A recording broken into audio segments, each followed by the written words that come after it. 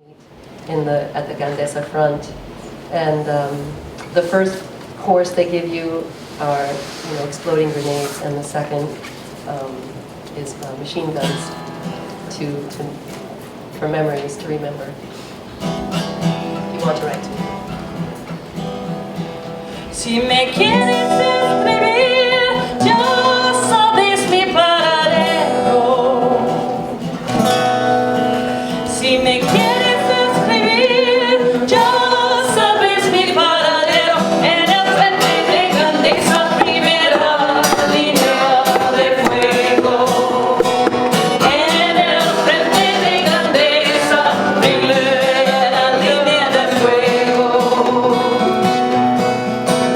Si tú quieres comer bien, barato y de buena forma. Si te quieres comer bien, barato y de buena forma, en el frente de Gandesa ahí tienen una fonda. En el frente de Gandesa ahí tienen una fonda. En la entrada de la fonda hay un moro Mohamed. En la entrada de la fonda hay un moro Mohamed que te dice pasa, pasa, ¿qué quieres para comer? Que te dice pasa, pasa, ¿qué quieres para comer? El primer plato que dan son granadas rompedoras. El primer plato que dan son granadas rompedoras. El segundo de batalla para recordar memoria. El segundo de batalla para recordar memoria. Si me quieres escribir, ya sabes mi paradero. Si me quieres escribir, ya sabes mi paradero. En el frente de Gandesa, primera línea de fuego. En el frente de Gandesa, primera línea de fuego.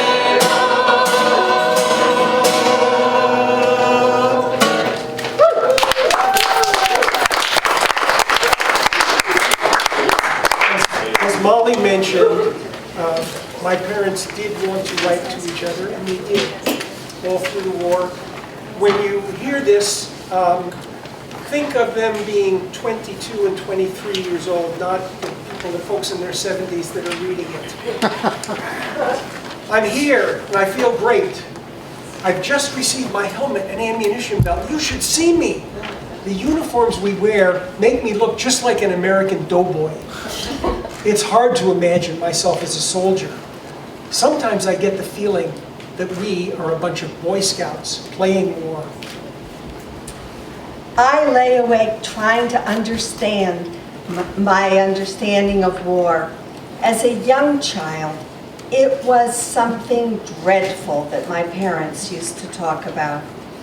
I had nightmares about people called Huns who used to come into my house and sharpen their axes in front of my eyes.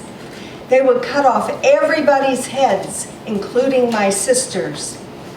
I think the reason they spared me was I was beautiful in all my nightmares. That stage was soon over. War was something I studied in high school for cause and effect, main events, heroes, and outstanding debts to the United States.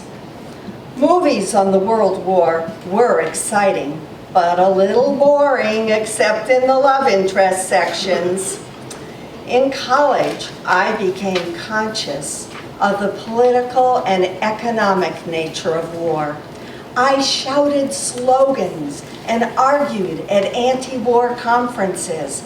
I was honestly sincere in my fervent denunciation of war, but sort of abstract.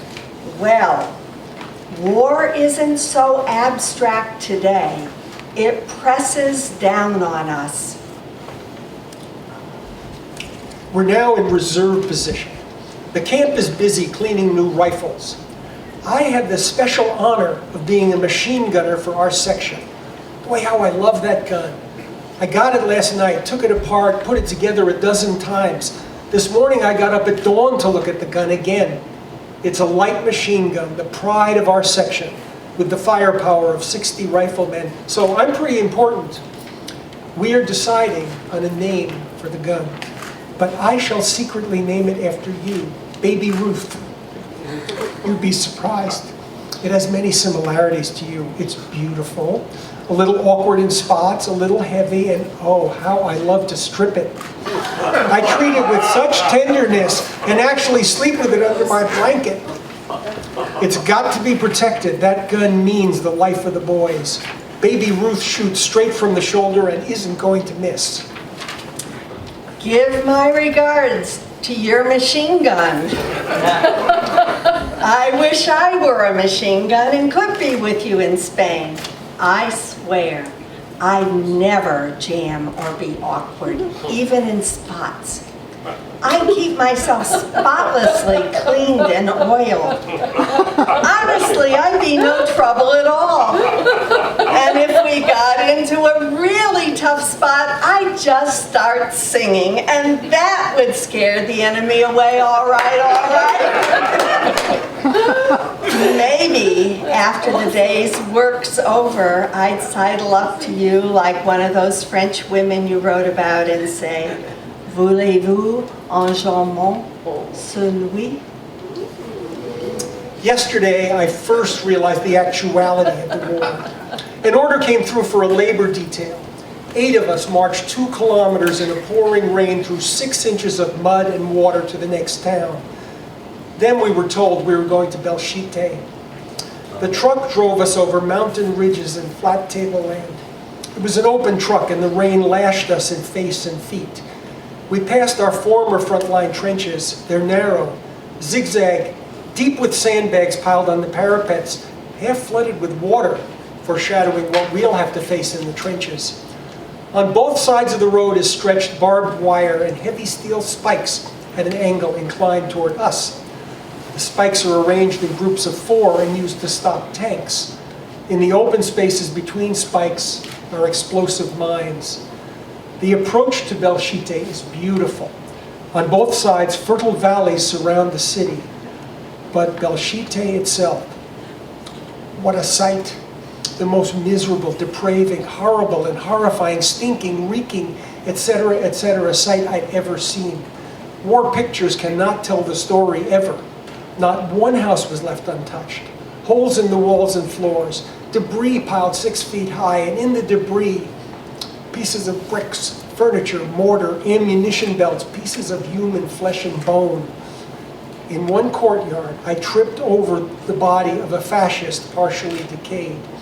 He was wearing only one shoe, and strangely, I thought of, my son John went to bed with his stockings on, one shoe off and one shoe on. It was my first taste and smell of war. Of course, not direct. I merely witnessed the results in one community, and it made me hate all the more the bastards who forced this destruction upon human beings. Yesterday, Dave Engels came home. I came into the office and saw him standing in the doorway, and all I could do was wring his hand. Dave talked into the small hours of the morning. Dave's remarks were very blunt, very matter-of-fact, very human. Darling, I see Spain. Oh, I know it's not accurate. I guess I could say I feel Spain. Dave told us of Jarama, Bunchetti, Quinto, Belchite, showing us the details using knives and forks and sandwiches. He described the time the Americans were caught in a barn. the time a group was forced to stay in a trench near the church for a full day in the hot sun without food or water. The taking of the church, the taking of the last stronghold, the last big house. "What's it like to go over the top?" I asked. "Well," he said, "the first and last 5 minutes are the hardest. The first 5, you think, it would be a shame if they got you before you could do anything. Then you just go ahead and do what you're told, and then at the end you can't help thinking, it would be a shame if they got you after all you've gone through. You get pretty used to death, but you can't help feeling badly about the comrades who never got a chance to show what they can do. Darling, I've decided not to worry until there's something to worry about.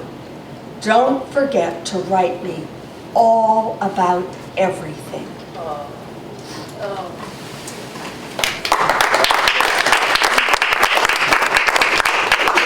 I'm going to ask Colleen to come up and help me on this one. My father, who was a decorated GI. Sure, what the hey? Okay, sure. My father was a decorated veteran in World War II, but he volunteered to go to Spain, but he was also a political activist in the Communist Party USA, and his party club didn't want him to go because they felt he was too valuable. And so he wound up enlisting as a GI in World War II. He was over 40 years old at the time. Wow. Probably one of the oldest people in this company. But he was scrawny, so the bullets missed him and he came home. So I'm still here. Thank you. I applaud that myself. I had the good fortune of being in Spain not under Franco. It wasn't a good fortune being under Franco, but I was in Spain with the anti-Franco movement in the early 70s, in the early and mid-70s. I had initially in the United States been involved in a committee called the Committee to Free the Carabanchel 10. I don't know if anybody remembers that, but they were 10 Spanish patriots who were arrested and framed. You know, this things goes on here as well. So, a woman, Julia Leon, wonderful singer, Spanish singer, involved in the underground movement, the anti-fascist movement, came here. Somehow I got hooked up with her and played a lot of guitar for her to sing. She didn't really play that much, and she then invited me. We'd become very good friends at that point, and she invited me to go back to Spain, and at some point I did. And we sang a lot together. All the concerts I sang there with her and other people were illegal, except for one. And I'll tell you about that later. I don't want to talk too much. But this particular song, this is a song of the Asturian miners, the miners of Asturias. They were always very political and very repressed. And it's called Santa Barbara. I learned it as Santa Barbara Bendita. And I'll just give you a quick translation of the first verse, and then between verses I'm going to try to give a quick translation so we can just get on with it. This is a song usually sung traditionally by an a cappella by an all-male choir. I sang it with Julia, and she was a very lusty singer. So we still got a lot of that energy there. Santa Barbara, patron of the miners, patron saint of the miners. Santa Barbara bendita, la la la la la la la.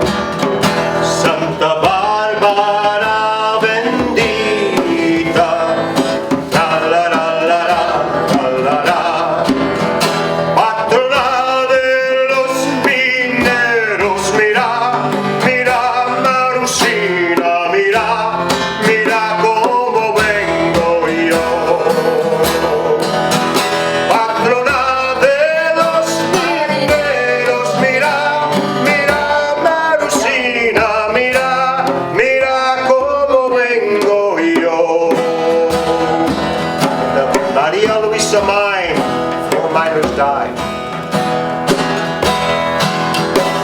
la mina Maria Luisa, la la la la la la, en la mina Maria Luisa, la la la la la la. Murieron 4 mineros, mira, mira Marusina, mira, mira cómo vengo yo. Murieron 4 mineros, mira, mira Marusina, mira, mira cómo vengo yo. My shirt is red, stained with the blood of a comrade. Traigo la camisa rota, la la la la la la la. Traigo la camisa roja, la la la la la la.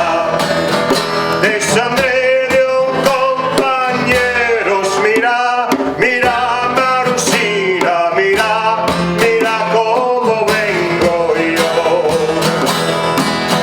De sangre de un compañero, mira, mira Marusina, mira, mira cómo vengo yo.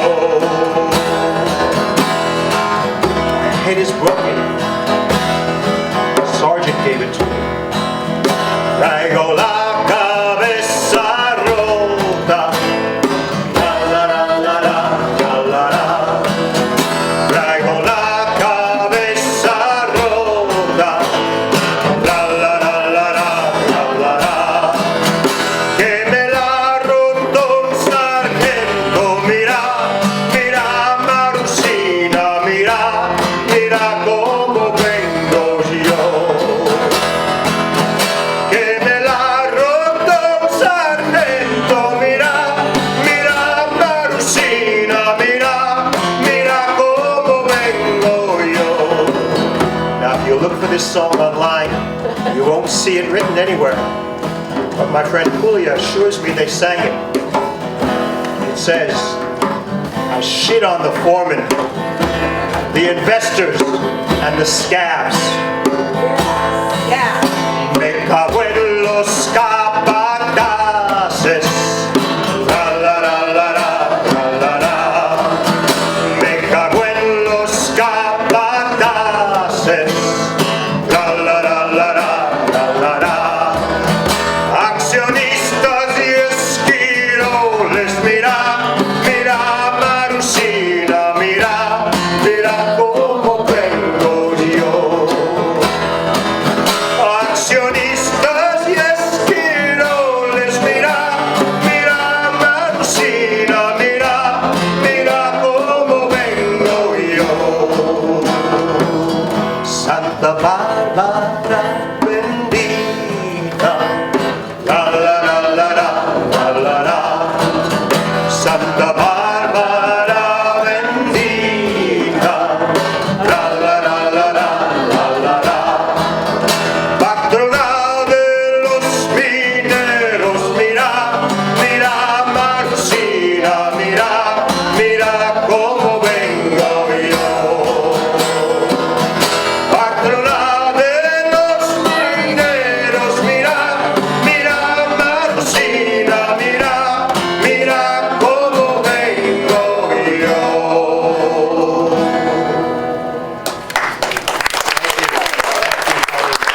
Imagine that being sung by a chorus of 40 male voices and the power of that song. It was a real symbol of the coal miners of Asturias and a working class anthem sung a lot in the Spanish Civil War.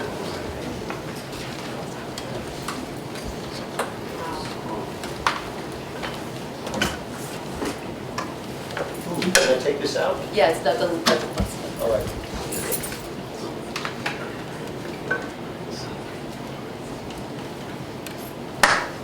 Take this on the road.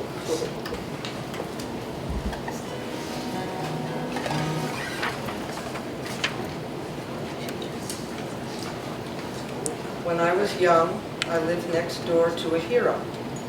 I didn't know it then. He was just a short, fat, affable man, an old friend of my mother's. father of a boy of whom I was a little afraid. But in his youth, he had done such a brave and wonderful thing. He had volunteered to go into a foreign land, across the sea, into unfamiliar mountains, to risk life and limb, to fight against the fascist dictator of Spain. His country did not ask him to go, and did not support the brave men and women who went of their own conviction.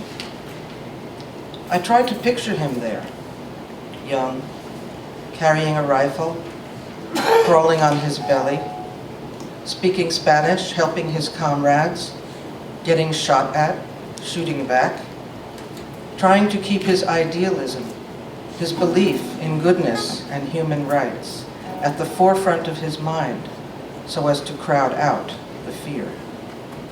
And when I found out the name that these courageous volunteers fought under, I admired him all the more. The Abraham Lincoln Brigade. The Abraham Lincoln Brigade. They did not succeed in overthrowing Franco, but they led the way for those who came after them, not only those who went later to fight fascism in Europe, this time with government support, but for all who believe in the deepest part of their being that all humankind are brothers and sisters, that we are here to help one another, that those who seek to dominate, control, oppress, and tyrannize others must be stopped, even at the expense of our lives. This very ordinary-looking man embodied all that, and reminds me, though he is dead, what I must be.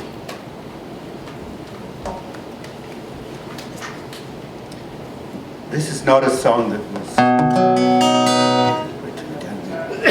It's not a song that was sung at the time. This is one written by Saigon.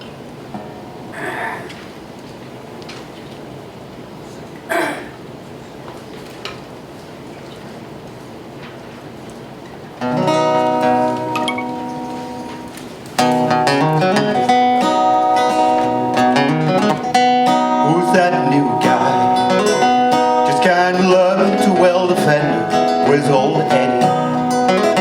That could do it every time. 14 years, and he just empties out his locker, rolls on out the gate and says, I'll see you boys sometime. But now he's lying on some rocky Spanish mountain, his rifle on his shoulder and his heart into his sleeve. Across the valley as he sights along the barrel, he can see the distant outlines of the things that he believes. He was never the one who made the speeches down at Chrysler, where we fought him from the line, and Eddie never got his picture in the paper. He was never out in front, but he was always right behind. But now he's lying on some rocky Spanish mountain, with his rifle on his shoulder and his heart into his sleeve. Across the valley as he sights along the barrel, he can see the distant outlines of the things that he believes.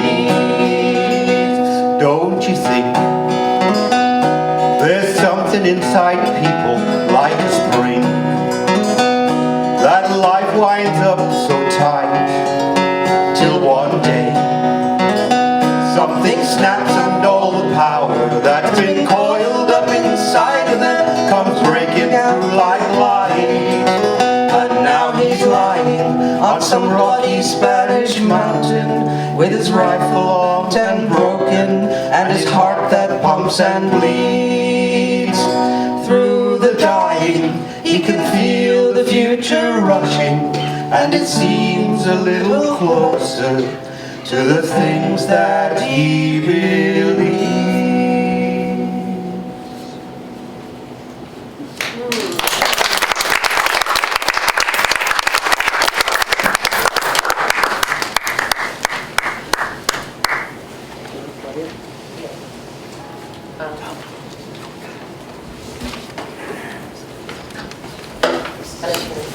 So we're talking a lot about the Spanish Civil War in my classes. And, how many of you have heard of Federico García Lorca? Oh, yeah. Well, in some ways, his death, he was shot right at the beginning of the Civil War. And he was shot for being progressive and for being gay. And even that was censored for decades, you know, his sexual identity. But he was a poet, but he was a singer. That's really, he was a singer, he loved to perform, and he also, you know, did play music, and so it's just kind of interesting, you know, let you know that. So he also, you know, recorded and wrote down verses, kind of folk songs and folk lyrics, and kind of to kind of reclaim and keep alive the Spanish tradition. So the song I'm going to sing, El Quinto Regimiento, it's really based on kind of some of his poetry. And just to save time, I just want to drop that little piece to you, and you know, look into it. It's really awesome. So it's like a lot of these songs are continuations of the folk process, like Pete Seeger said, you know. So this one's the 5th regiment, and there's a part for you. It's Anda Jaleo Jaleo. You want to try it? Anda Jaleo Jaleo. It's very satisfying to sing. Anda Jaleo. Anda Great. And then there's lots of, just to say, but there's a lot of like ways the chorus goes, but so we'll sing, I'll go. Suena la ametralladora y Franco se va a paseo. All right, you got it, okay. This song kicked my ass to learn. I still don't have the melody, that's like so simple but so hard. El 18 de julio, en el patio de un convento, el pueblo madrileño fundó el quinto regimiento. Anda, jaleo, jaleo, y entregó por el alboroto, y vamos al tiroteo. Sorry, that's another verse, another chorus. Con lister el campesino, con galán y con modesto, con el comandante Carlos, no hay miliciano con miedo. Anda, jaleo, jaleo, suena la ametralladora y Franco se va a paseo. Con los 4 batallones y en Madrid se está defendiendo. Se va lo mejor de España, la flor más roja del pueblo. Anda, jaleo, jaleo, suena la ametralladora y Franco se va a paseo.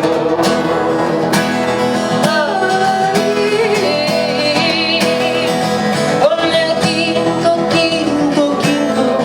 con el quinto regimiento, madre, yo me voy al frente a las líneas de fuego. Jaleo, jaleo, jaleo, suena la ametralladora y Franco se va a paseo. Anda, jaleo, jaleo.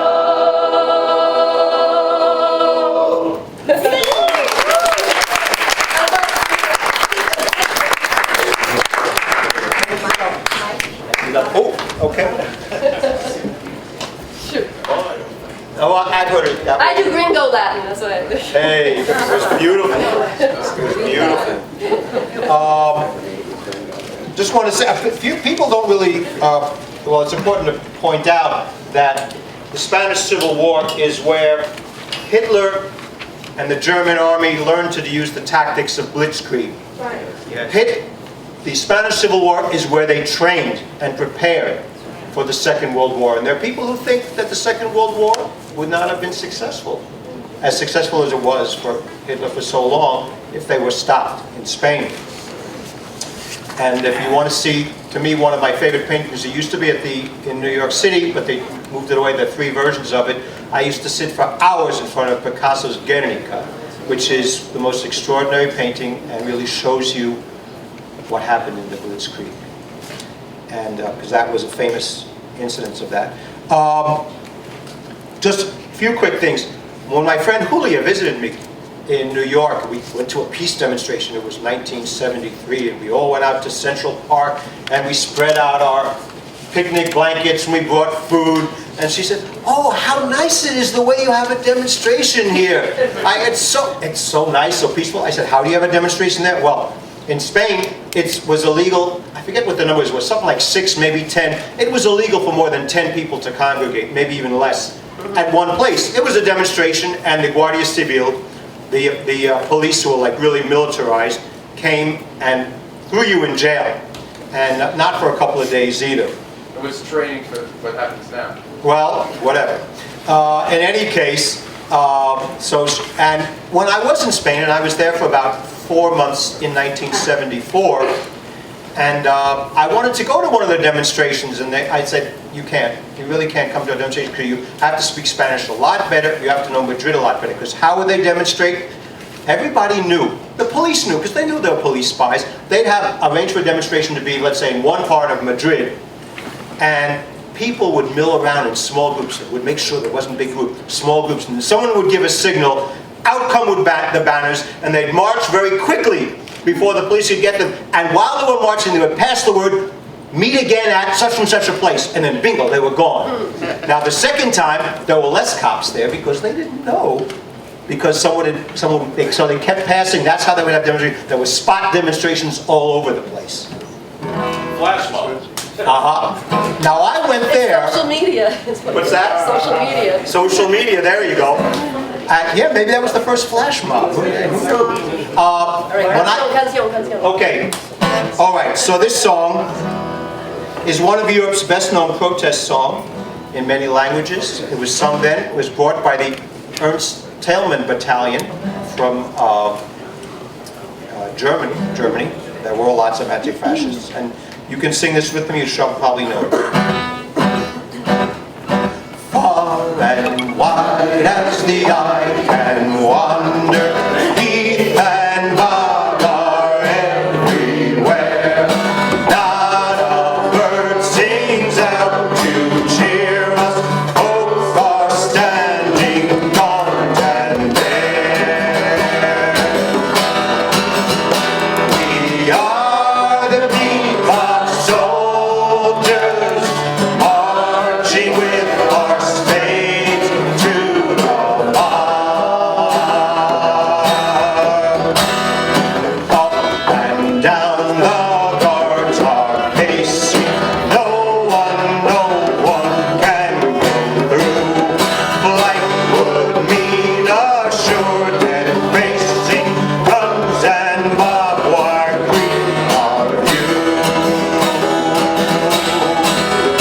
We are the bebop soldiers, marching with our spades to the bar. But for us there is no complaining. Winter will in time be past. One day we shall cry rejoicing, homeland dear, you're mine at last. Then will the bebop soldiers march no more with their spades to the bar. Dann sind die Mordsoldaten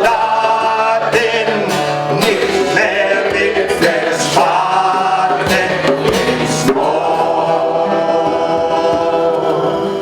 That song was written in the 30s in one of the early Nazi concentration camps.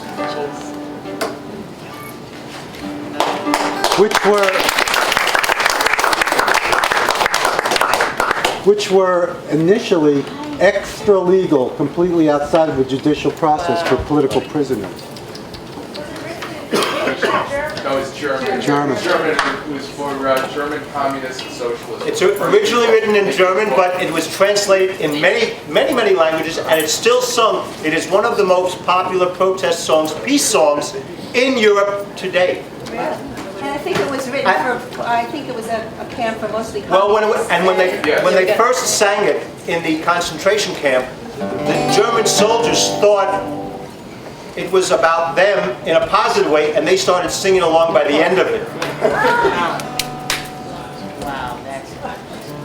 My mother used to sing me to sleep with that song. Many of the other songs from the Spanish Civil War. That explains why she's an insomniac.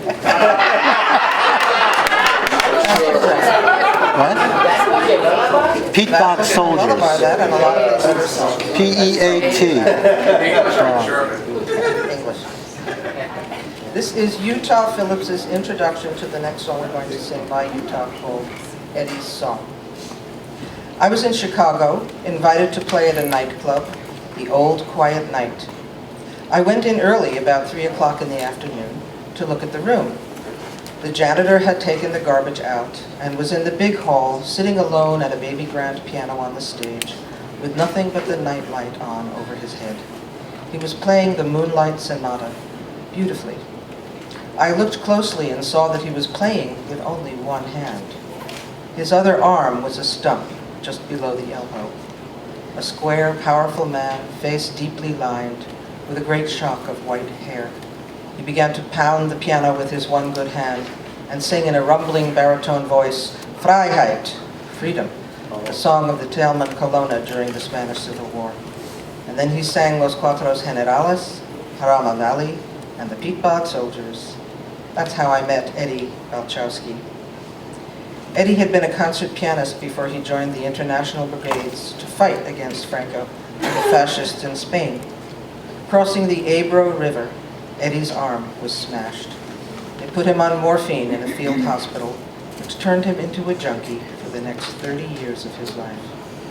He haunted the alleys of Chicago, a one-armed piano player and a mad poet.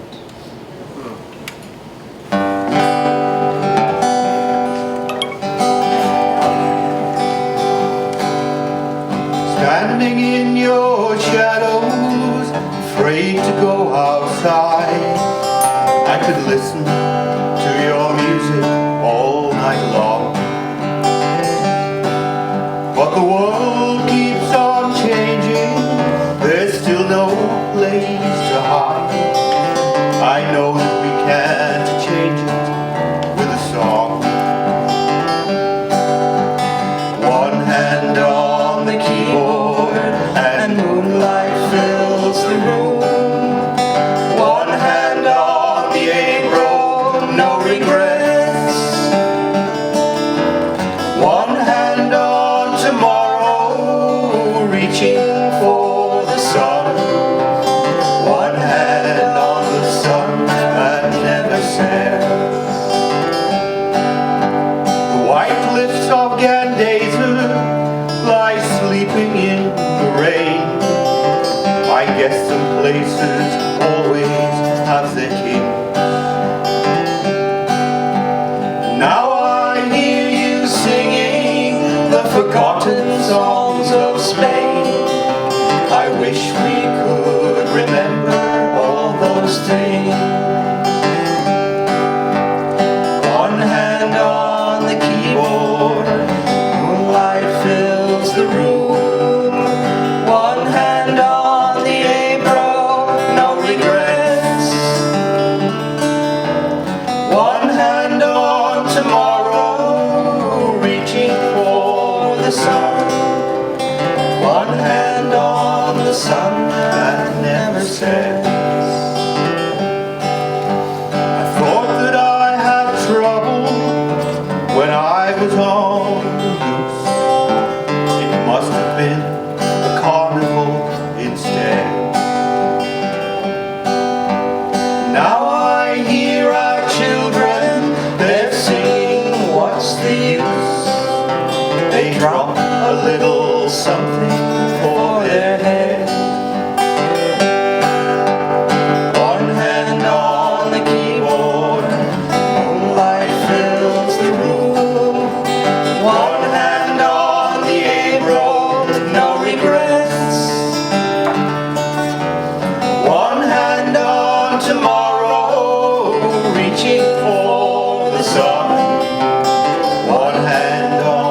sun that never sets. One hand on the sun that never sets.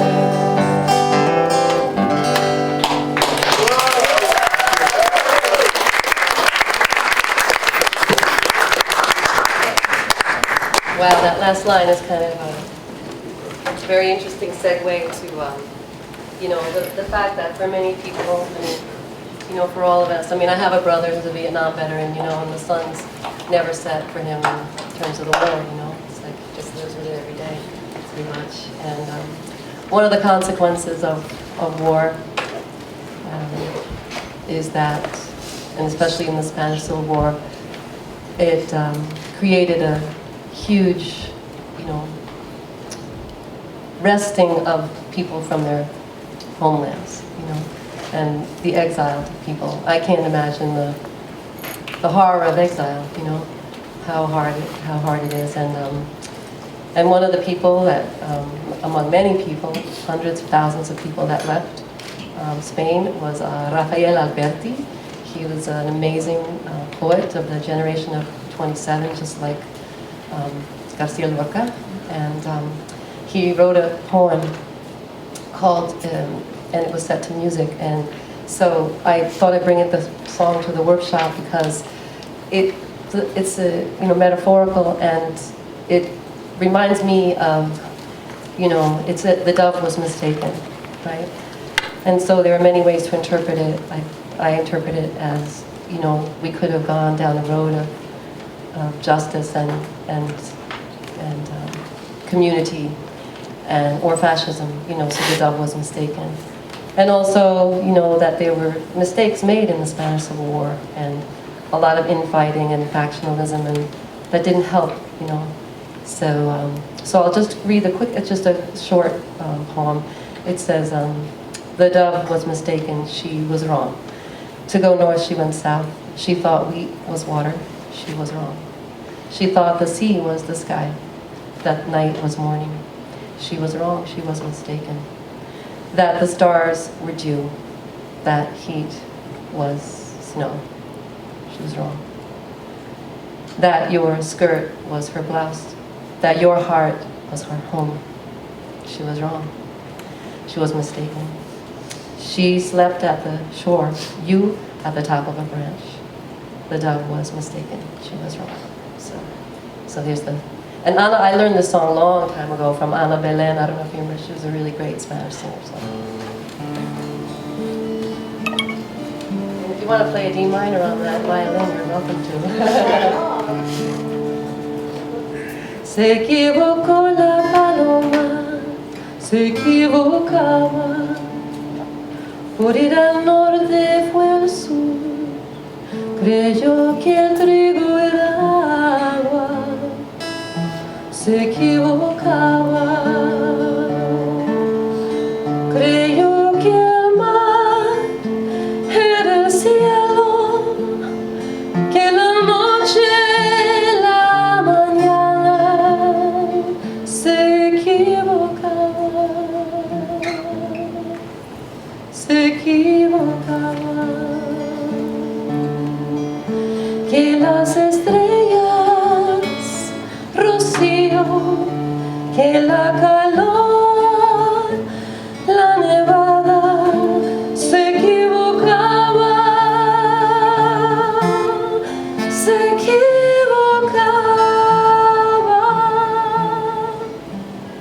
que tu falda era su blusa, que tu corazón, su casa, se equivocaba, se equivocaba.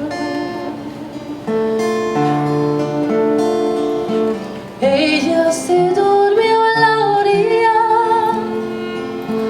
tú en la cumbre de una rama, que tu falda era tu blusa, que tu corazón, su casa, se equivocaba, se equivocaba, se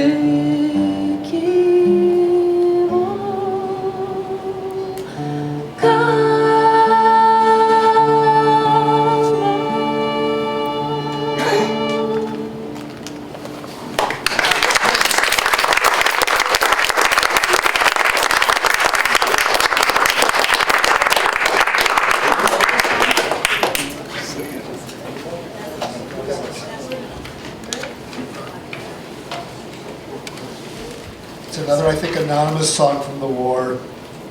Long live the 15th Brigade.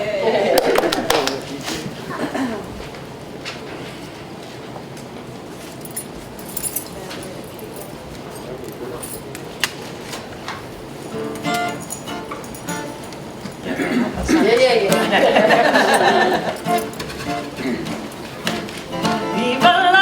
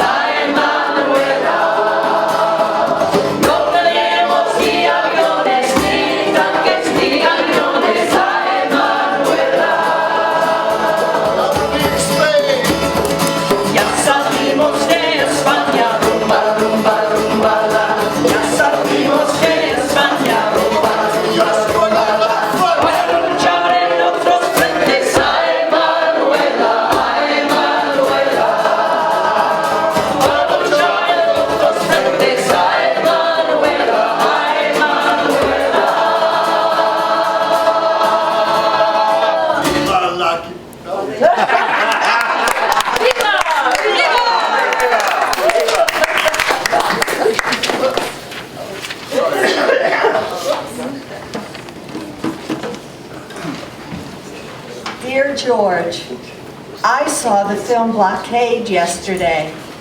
It's a remarkable thing to come out of Hollywood. It's supposed to be a nonpartisan indictment of the bombardment of civilians, of the destruction of peaceful homes. In the course of telling the story of a peasant boy, the film shows what the land and liberty mean to people. There's a powerful humanitarian appeal for innocent inhabitants of a town suffering under an unfair blockade, but continuing to resist. Implications for the world as a whole are brought out by a sympathetic foreign newspaper man, but the part that hit home most, as it was meant to, were the closing lines. In the approved Hollywood fashion, the hero saves the food ship and exposes the traitors. The military commandant thanks him and promises him a leave as soon as possible, saying, "Maybe you can find a little peace and happiness." "Peace?" answers the boy. "How can there be peace for anyone when our land and people are being destroyed by murderers?" And then he turns directly to the audience. "The world can stop it," he says through clenched teeth. Where is the conscience of the world? A strange procession filed by me. It was the funeral of the German comrade who died yesterday. Everything was done to save him. Blood donors were called for, and what a contribution of blood he must have gotten. Spanish, American, French. The comrade was an anti-fascist under Hitler. He came to Spain to continue his bitter struggle against the fascists who tortured him and his family. He was wounded 3 times, each time going back into the lines. We get hardened out here to death and suffering, yet you can't help feeling that choking feeling that makes you want to shout and curse. I had difficulty keeping my eyes dry. As the funeral passed, every comrade who could possibly walk fell into line. Men on crutches, using canes, arms in slings, heads bandaged. And as I marched along, I couldn't help thinking of comrades who'd been killed beside me. And this became their funeral too. At the cemetery, French, Spanish, and German were spoken, and I understood all 3. I felt such a spirit of internationalism. A volley of shots by the assault guards, and the Internationale sung in Italian, French, German, Spanish, English, and Czech sealed the incident. During the 19th century, the greatest of them was the Paris Commune in 1870, when the peoples of France, especially in Paris, rose up to overthrow the aristocracy and the moneyed classes. This only lasted, I think, as a rebellion about a year, maybe a little less. After that, they had to tear up all the cobblestones in Paris because they were too much used in barricades. But we can still sing. We're going to sing one verse in French, which is how Pete Seeger loved to sing it. He said the English kind of ruined it. So we'll make our way through one verse of French, and then we'll sing in the English, maybe a little better known. Should we all stand up? Yeah! Left hand in the air.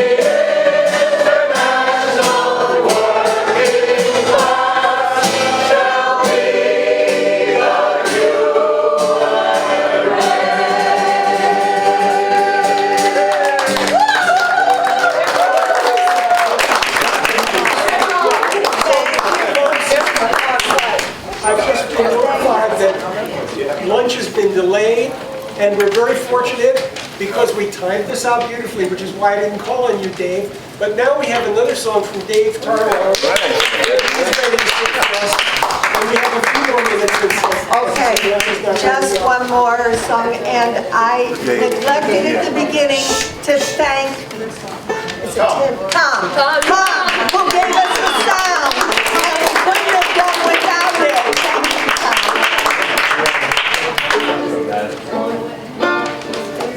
Thank you, Okay, let's hear. So, you know, I'm from Montreal, so the Canadian contingent, which is called the Mackenzie Kattau Brigade, is very near to me. The best known of the Mac Paps, as they were called, is Dr. Norman Bethune, who in Spain basically created the forerunner of the modern MASH unit, bringing blood to the soldiers on the front for the first time. The Mac Paps, like in Ireland, the Conley Brigade united Catholic and Protestant. In Canada, you had French Canadians and English Canadians, but in Spain, they knew one language, no pasarán. Yay! This has a part for you. You echo the first line, and you'll sing the last line.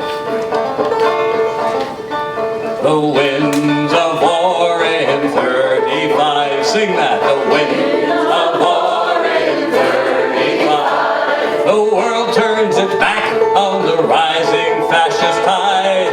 Not the Mackenzie Kattau Brigade. The cry from Toronto, from Montreal.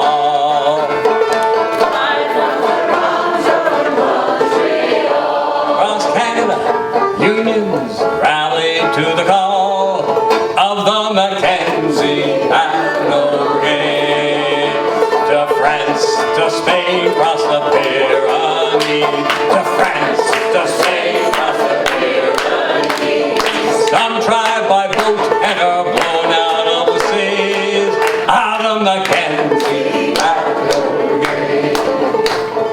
English is our tongue, ici on parle français. United here in Spain, no pasarán, we say. The Mackenzie Kattau Brigade.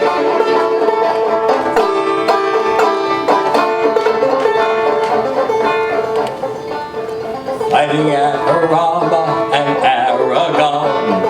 Fighting at Arama and Aragon. Before the killing's through, nearly half of them are gone. The Mackenzie Kattau Brigade.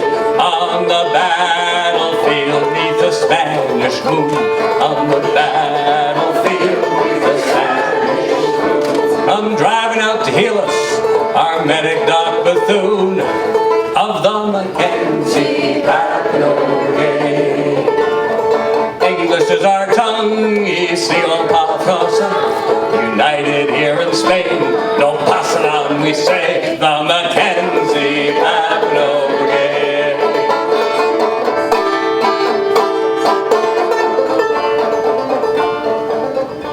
Survivors sail back to Canadian land. Survivors sail back to Canadian land. Their own government persecutes this brave and loyal band. The Mackenzie Kattau Brigade. So let us sing the praise of these worthy volunteers. May their names be remembered over all the years. Long live the Mackenzie Kattau Brigade. Long live the Mackenzie Kattau Brigade.